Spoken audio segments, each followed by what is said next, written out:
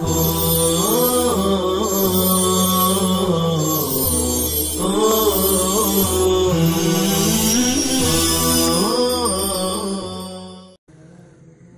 الله الرحمن الرحيم. ولما خاف الخليفة عمر بن عبد العزيز رضي الله عنه وأرضاه من اندراس العلم، من اندراس انفعال کا حمزہ وصلی ہوتا ہے. یہ انفعال کے معنی مٹنا، اندراس کے معنی مٹنا.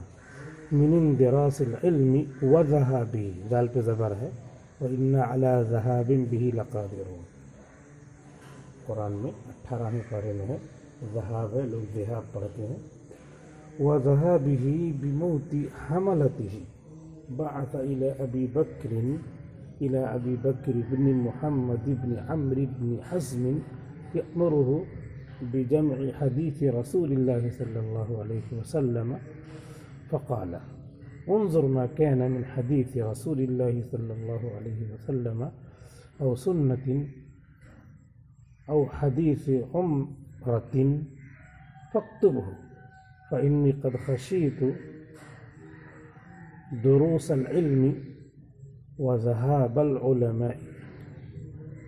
وقال عليكم بابن شهاب فإنكم لا تجدون أحدا أعلم بالسنة الماضية منه.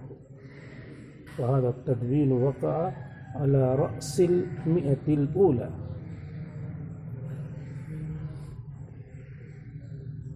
سب سے پہلے حدیث شریف کی تدوین کا کام اور اس کی طرف توجہ کس نے دی؟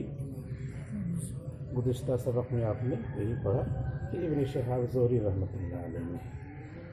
آگے کچھ اس سلسلے کی تفصیل بیان کر رہے ہیں. کہہ رہے ہیں کہ جب خلیفہ راشد خامس، بہت سارے علماء نے آپ کو خلیفہ راشد خامس مانا ہے، کس کو؟ حضرت عمر بن عبدالعزیز کو.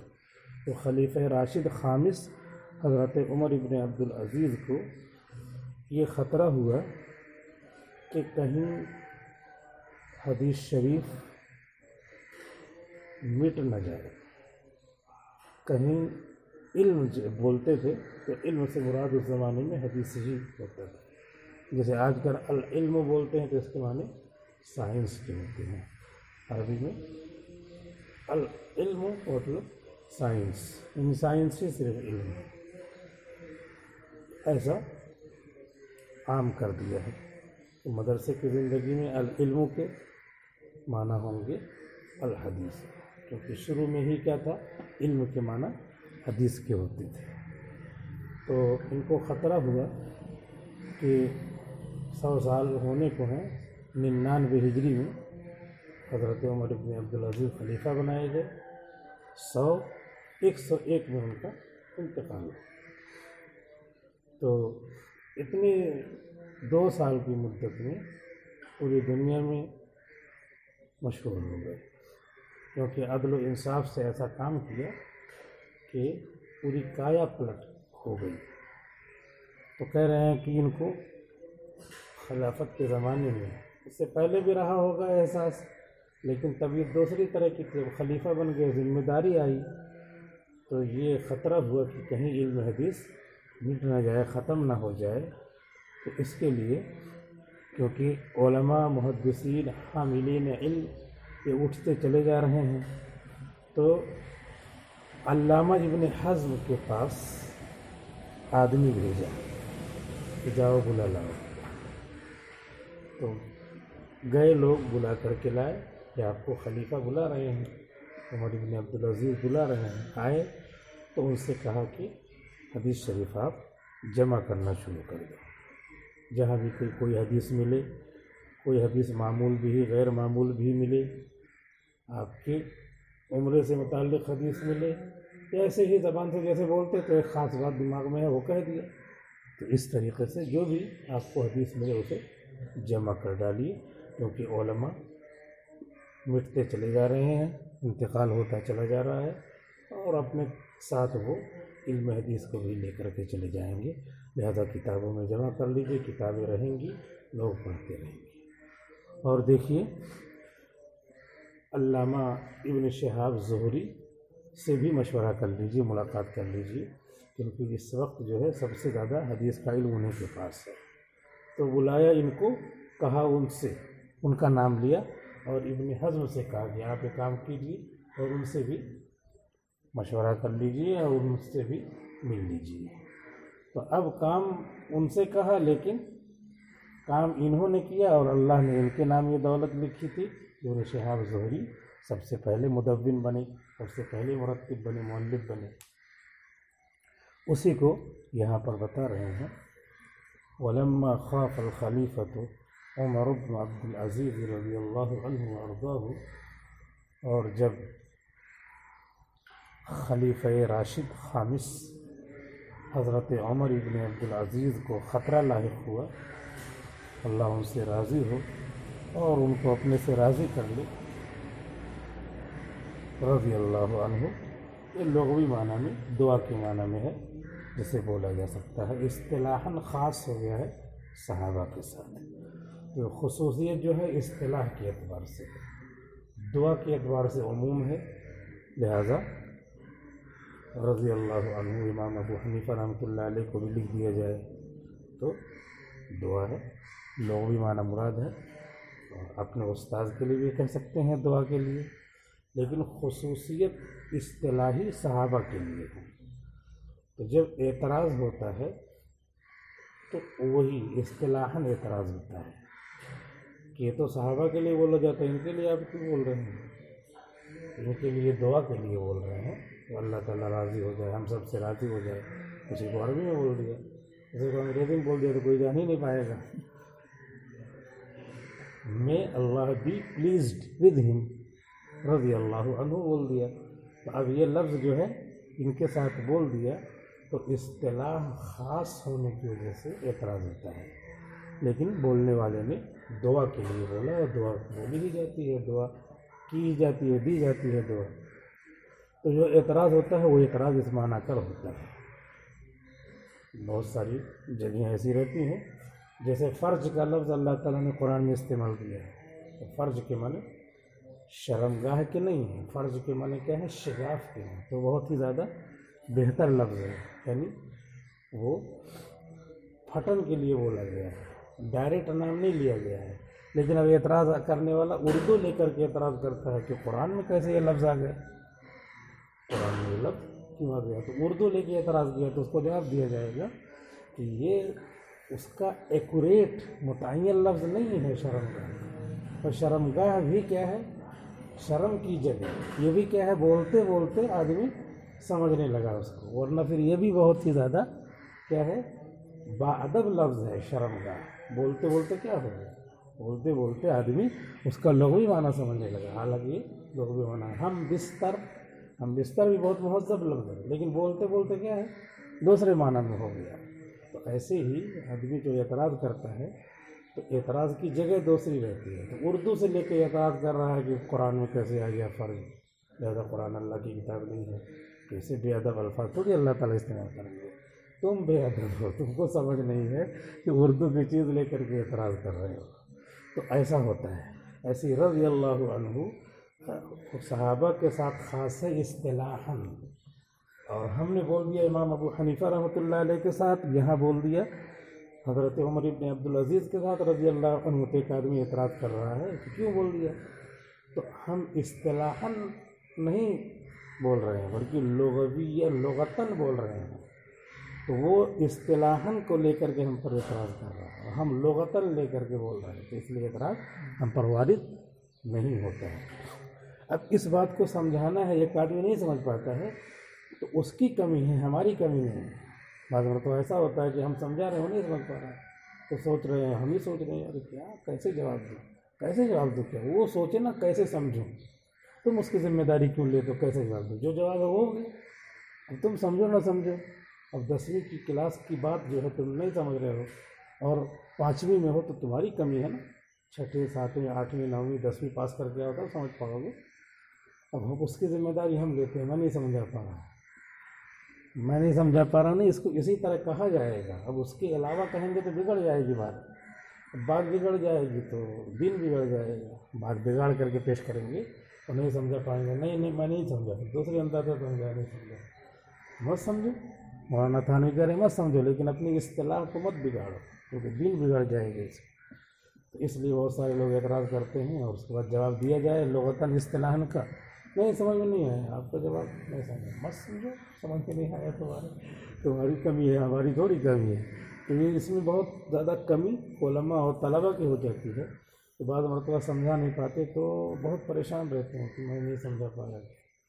सबको थोड़ी समझाना हमारी जिम्मेदारी, जो हमारी कैटेगरी का है उसको समझा सकते हैं, तो हमारी कैटेगरी के हो नहीं। अब ट्रेन में कोई हिंदू मिला और उसको नहीं हम समझा पाए तो उसकी कमी है ना, उसको बहुत सारे जो है मरहले पार करने हैं। पहले मुसलमान होना है, मुसलमान होने के बाद फिर जो है ये सब दर्जा बदर्जा हो करके आलिम बने और ये सब अरबी पढ़े और ज़रबा यज़रिबू और सारे अबवाब 40 अबवाब याद करे तब समझ पाए, तो वजह समझ लेगा, पहले वो सारे मराहिल तय करें। तो ये रज़ी अल्लाहु अन्हु व रदू अन्हु इस्तिलाहन सहाबा के साथ ख़ास है और लुग़तन किसी को भी बोल सकते हैं, दुआ दी ही जाती है। इसलिए रज़ी अल्लाहु अन्हु हज़रत उमर के साथ बोलना, उमर इब्न अब्दुल अज़ीज़ के साथ बोलना या इमाम अबू हनीफा रहमतुल्लाह अलैह के साथ बोलना दुआ के एतबार से है, लुग़वी एतबार से है, इस्तिलाही एतबार से नहीं है कि हमने उनको बोल करके सहाबी बना दिया है, सहाबी नहीं बनाया है। और जब खलीफा राशिद हज़रत उमर इब्न अब्दुल अज़ीज़ रज़ी अल्लाहु अन्हु को ख़तरा लाहिक हुआ इल्म के चले जाने का, मिट जाने का और उसके ख़त्म हो जाने का, हमला हामिल जमा हमलतुन फ़अलतुन, हामिलीन हदीस की मौत से ये ख़तरा लायक हुआ कि हामिलीन हदीस दुनिया से रुखसत होते चले जा रहे हैं और अपने साथ ये गंजीने इल्म, गंजीने हदीस का ख़जाना लेके चले जा रहे हैं, तो कुछ करना चाहिए। बाअसा तो भेजा, लम्मा के साथ यहाँ तक क्या है, शर्त है, और बाअसा इला ये जज़ा है। बाअसा इला अबी बकरी, हज़रत अबू बकर इब्न मोहम्मद इब्न अम्र इब्न हज़्म रहमतुल्लाह अलैह रज़ियल्लाहु अन्हु को बुला भेजा, एक आदमी को भेजा कि जाओ बुला लाओ, तो उर्दू में कहते हैं बुला भेजा। बाअसा इला, एक आदमी को भेजा, बाअसा रजुलन अन यदउवा इलैहि, कि वो बुला के मेरे पास लाए। तो इला जो है तज़मीन के लिए है, यानी इला ला करके ये बताना है कि यहाँ पर लाए, मेरे पास लाए। यअमुरुहु, उनको हुक्म दे रहे थे इब्न हज़्म को हदीस रसूल सल्लल्लाहु अलैहि वसल्लम के जमा करने का।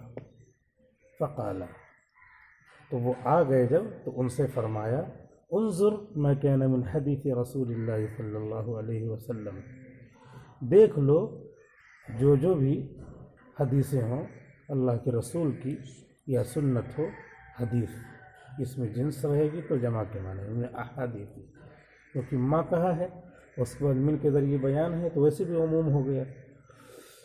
उन्ज़ुर मा कान मिन हदीस रसूलिल्लाहि सल्लल्लाहु अलैहि वसल्लम औ सुन्नतिन, देख लो जो भी अल्लाह के रसूल की हदीस हो या सुन्नत हो जिस पे अमल भी होता चला रहा है, या हज उम्रे से मुताल्लिक़ हदीस हो, कुछ भी हो, तो क्या करो, फ़क्तुबहु, उसे सुपुर्द क़िरतास कर लो, उसे लिख डालो।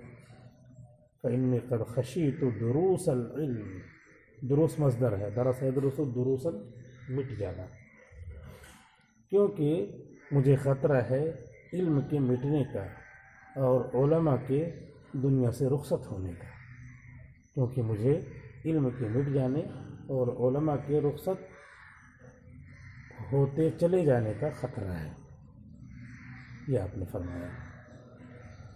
वक़ाल, और फरमाया अलैकुम बिब्न शिहाबिन, आप पर लाजिम है इब्न शिहाब ज़ुहरी से भी मुलाकात कर लेना।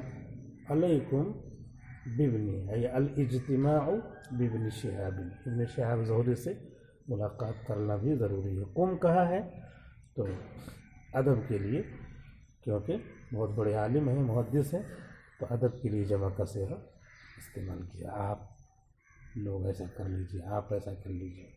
علیکم بابن شہاب،